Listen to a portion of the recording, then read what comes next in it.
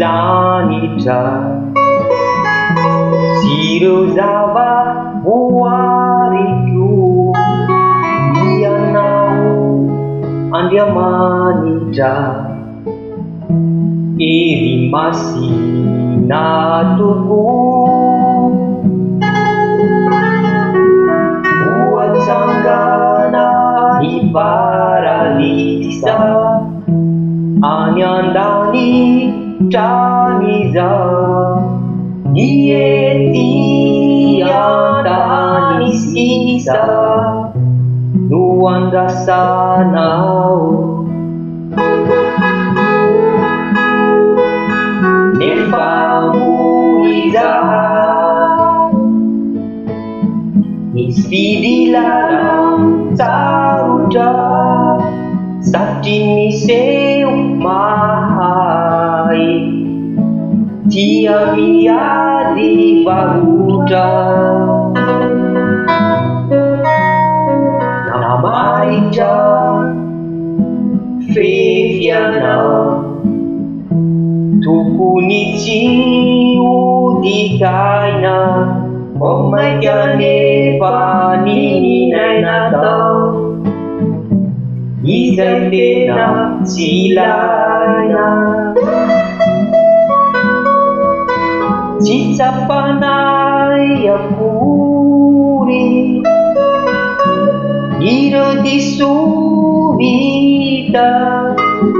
fa ilaozanay matory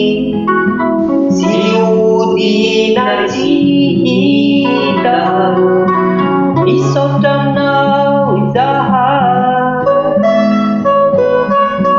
nanala ireo ota nandoto ny fanahinay mba tsy hotonda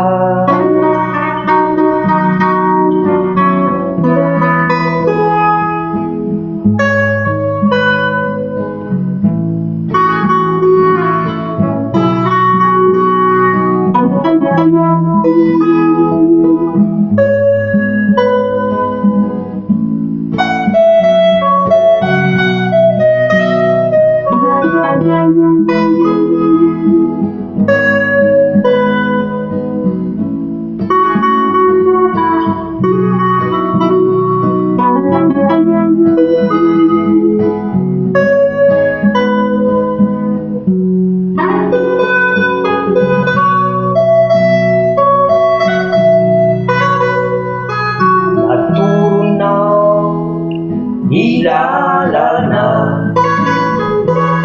izay tokony ombana kanefa dia ialana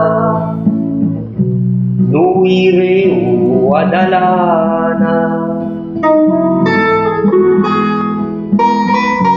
mifona Andriamanito